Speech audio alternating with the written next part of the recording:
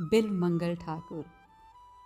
श्रृंगार रस के परम नायक श्री कृष्ण के सौंदर्य माधुर्य में ऐसे डूब गए कि उनसे कुछ कहते नहीं बन रहा है।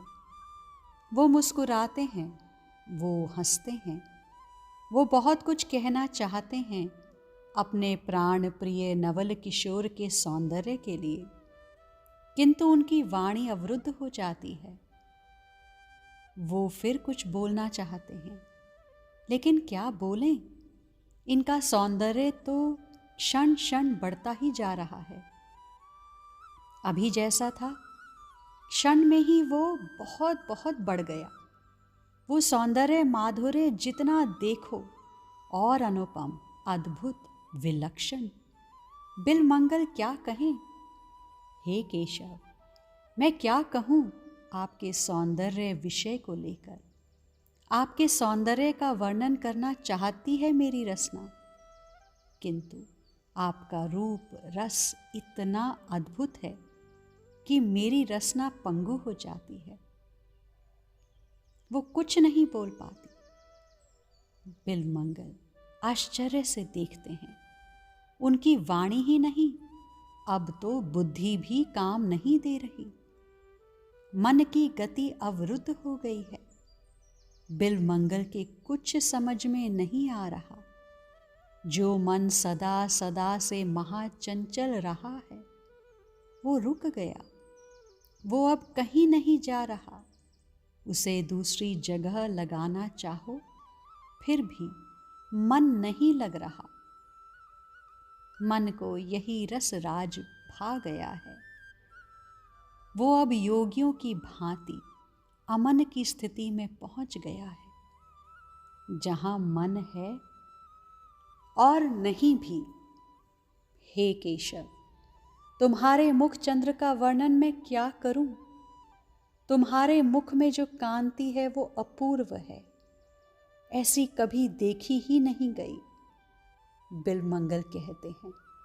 और तुम्हारा भेष, ये भी कैसा अद्भुत है, किंतु ये भी मेरी वाणी का विषय नहीं है। मैं क्या कहूँ? बिलमंगल अपनी असमर्थता प्रकट करते हैं। आपकी कांति और आपका अनुपम भेष, इसका तो नयनों से ही आस्वादन किया जा सकता है, कहा नहीं जा सकता। तो क्या बिलमंगल, नयनों से सब कोई इस रूप रस का पान कर सकता है? बिलमंगल कहते हैं, ना, कोई नहीं कर सकता। हाँ, गोपियां करती हैं, प्रेमी जन करते हैं, या इनके निज परिकर ही कर सकते हैं। जिन पर इनकी कृपा है वो ही कर सकता है, बाकी कोई नहीं। बिलमंगल, तुम तो दर्शन कर रहे हो। बिलमंगल हाथ जोड़कर कहते हैं, ना तो मैं ब्रज गोपियों जितना अधिकारी हूं, ना मैं इनका निज परिकर हूं। मैं तो बस इनकी कृपा के कारण इनका दर्शन कर पा रहा हूं।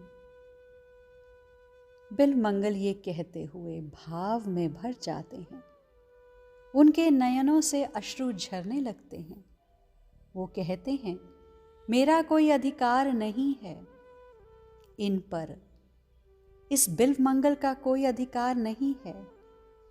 इन पर तो अधिकार प्रेमी जनों का है।